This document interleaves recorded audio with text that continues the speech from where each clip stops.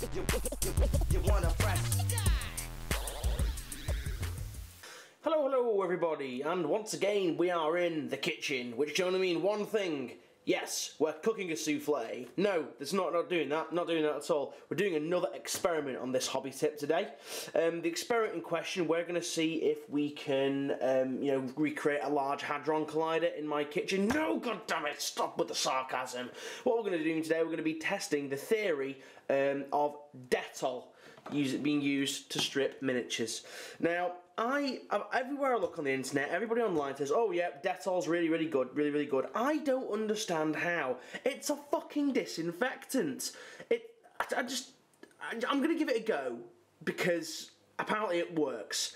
Now, I don't understand how just a disinfectant, it's got no kind of stripping capabilities. It's not, or I suppose it is an irritant, which means it could be caustic, which means that in theory it could strip paint, but it's a fucking disinfectant. Now this is the kitchen bathroom fucking cleaner one.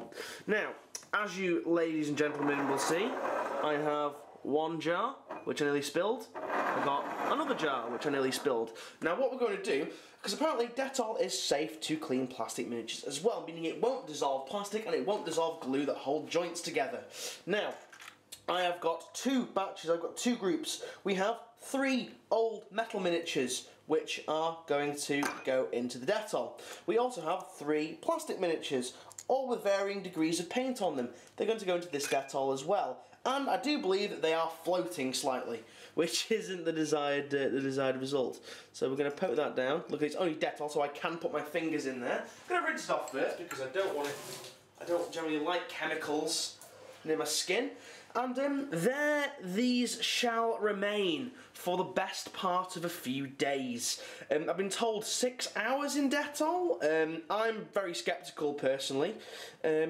Don't see how that could possibly work, if I'm being completely honest. So I'm going to leave these in for probably, what day is it today that I'm recording this? It's Wednesday today. I'll probably come back to these on Friday, so it's the afternoon now, so I'd say probably Wednesday, Thursday, Friday, so 2.5 days in Dettol, and then I'm going to attack them with a toothbrush, and we shall see what the results are. So I'm going to go now, put these in a safe place where they're not going to get spilt, and the dog's not going to eat them or drink them, and yeah, so it will be a momentary transition, and it will have been 2 and a bit days. See you in a second. Okay guys, now it's time to do the washing up. No, it's not. It's actually time to take a look at the results of the Dettol test.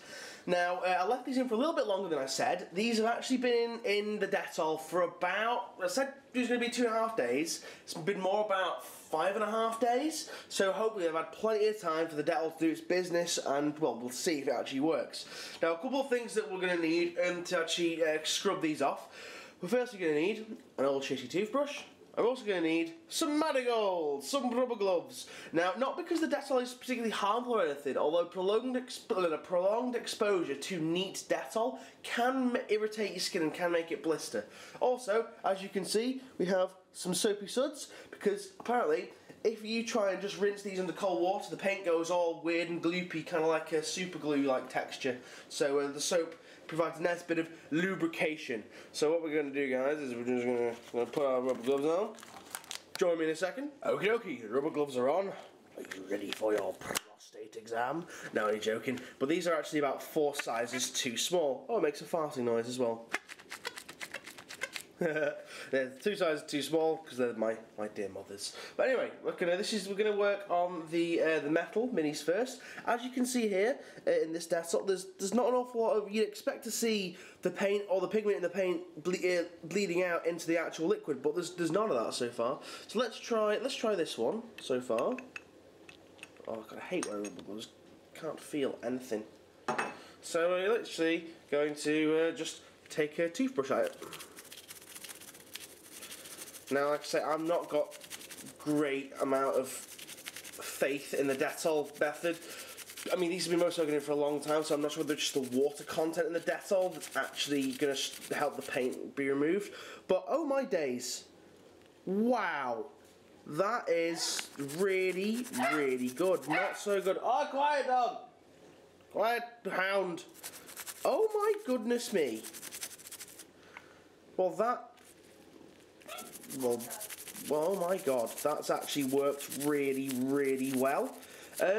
Well, ladies and gents, you saw it here into the water. Look at the state of that. It's just flaking off. You saw it here first. Well, not first. A lot of people have done this on Enter the Wall time, but that is incredible.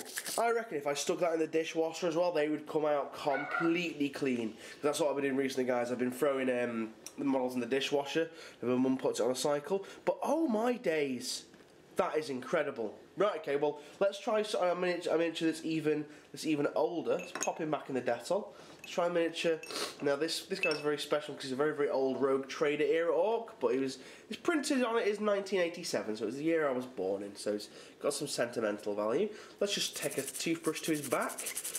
Now, the paint on this is probably been on this for decades, so this is probably a bit more stuck on.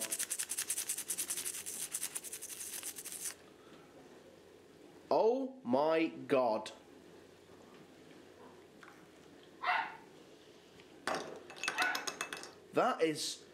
That's incredible. That's actually gobsmacking. Let's try it on his face.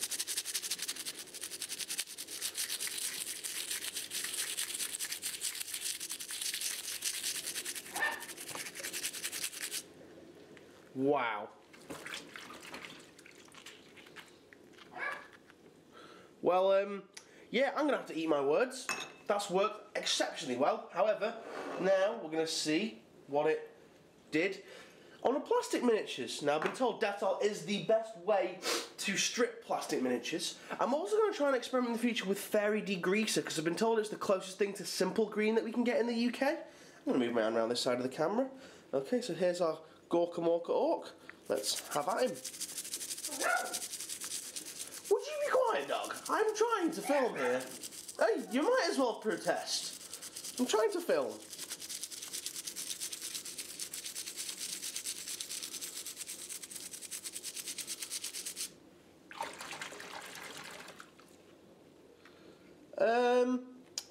Yeah, not so good on plastic minis.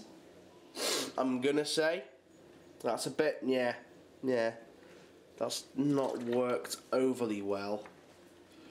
I mean, either that or there might be some kind of varnish on them. So we're going to have to find another method of stripping plastics. He's been here for 5.5 flaming days.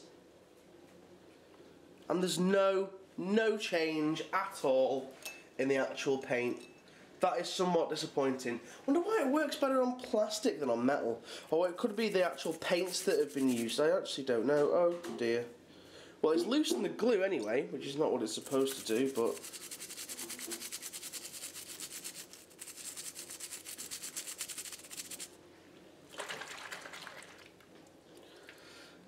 no. There you go, guys. Absolutely nothing at all done with the plastic miniatures. So there we go. Dettol, really, you've seen it here. You've actually seen the magic happen with your own 2 eye or 1 eyes, depending on if you've lost one or not. You might have even listened to it with just ears. However, yes, Dettol works great on metal miniatures, not so good on plastic miniatures. What I'm going to do now, I'm going to finish scrubbing those up, and then I'm actually going to stick them in the dishwasher just to get the last little flecks of paint off, because I can't be bothered scrubbing all that. It's so annoying, so tedious. But yeah, guys, join us again on the next hobby tip. Thank you for watching. I've got your marigolds on. See you again. Goodbye.